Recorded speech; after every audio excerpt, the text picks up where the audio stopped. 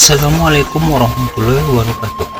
Kesenian merupakan bagian dari kebudayaan yang mewarnai kehidupan masyarakat Kabupaten Mandailing Natal, terutama ketika berlangsung acara perayaan atau penyambutan kunjungan tamu-tamu penting. Satu di antara perangkat kesenian daerah yang menonjol adalah Gondang Sembilan, yaitu alat musik tradisional yang terdiri dari 9 buah gendang.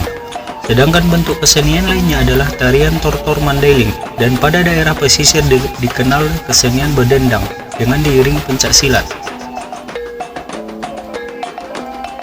Gordang Sembilan adalah jenis alat musik pukul seperti beduk.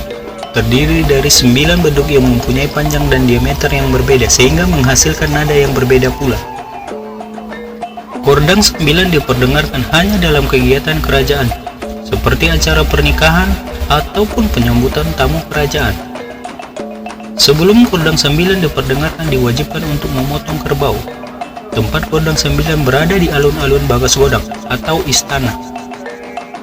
Seiring berkembangnya kultur sosial masyarakat saat ini, Gondang Sembilan sudah lebih sering diperdengarkan baik pada pesta pernikahan, penyambutan, dan hari besar.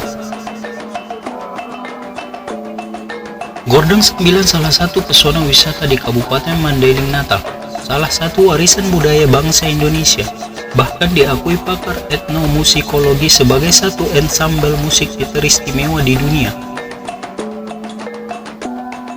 Sebagai alat musik adat dan sakral, Gondang Sembilan terdiri dari 9 gendang. Ukuran besar dan panjang ke-9 gondang itu bertingkat, mulai paling besar sampai paling kecil.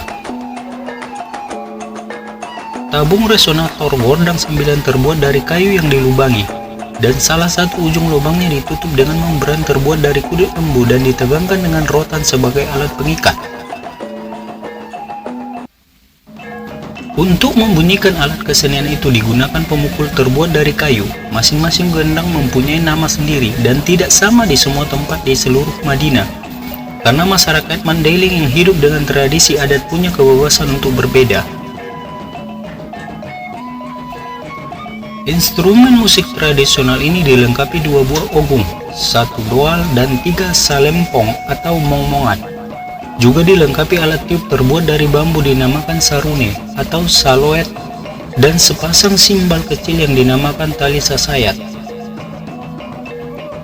Belakangan ini Gondang Sembilan sudah ditempatkan sebagai alat musik kesenian yang merupakan salah satu warisan budaya tradisional Mandailing, serta sudah mulai populer di Indonesia, bahkan di Eropa dan Amerika Serikat. Karena dalam beberapa lewatan kesenian tradisional Indonesia ke sejumlah negara diperkenalkan Gondang Sembilan. Sedangkan orang Mandailing yang paling banyak bermukim di Malaysia sudah mulai pula menggunakan Gondang Sembilan untuk berbagai upacara. Dengan ditempatkannya Gondang Sembilan sebagai instrumen musik kesenian tradisional Mandailing, maka alat musik ini sudah digunakan untuk berbagai keperluan di luar konteks upacara adat Mandailing. Misalnya, menyambut kedatangan tamu agung, perayaan nasional, dan acara pembukaan berbagai upacara besar, serta Hari Raya Idul Fitri. Bagi orang Mandailing, Gondang Sembilan merupakan alat sakral, bahkan dipandang berkekuatan gaib yang dapat mendatangkan roh nenek moyang untuk memberi pertolongan melalui medium atau semacam saman yang dinamakan si baso.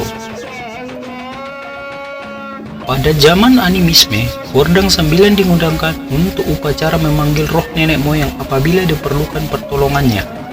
Upacara tersebut dinamakan paturuan si baso atau memanggil roh untuk menyerupi medium si baso. Tujuannya meminta pertolongan roh nenek moyang mengatasi kesulitan yang sedang menimpa masyarakat seperti penyakit menular. Juga digunakan untuk upacara meminta hujan atau menghentikan hujan yang turun terlalu lama dan menimbulkan kerusakan.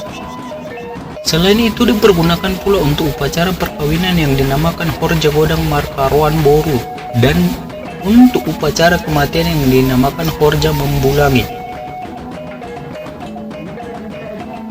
Penggunaan Gondang Sembilan untuk kedua upacara tersebut karena untuk kepentingan pribadi harus terlebih dahulu mendapat izin dari pimpinan tradisional dinamakan Namora Natoras dan raja sebagai kepala pemerintahan. Oleh karena itu, pada masa lalu di setiap kerajaan di Mandailing harus ada satu ensambel Gondang Sembilan yang ditempatkan di Sopo Godang atau Balai Sidang Adat dan Pemerintahan Kerajaan, atau di satu bangunan khusus yang terletak di dekat Bakas Godang atau Istana Raja.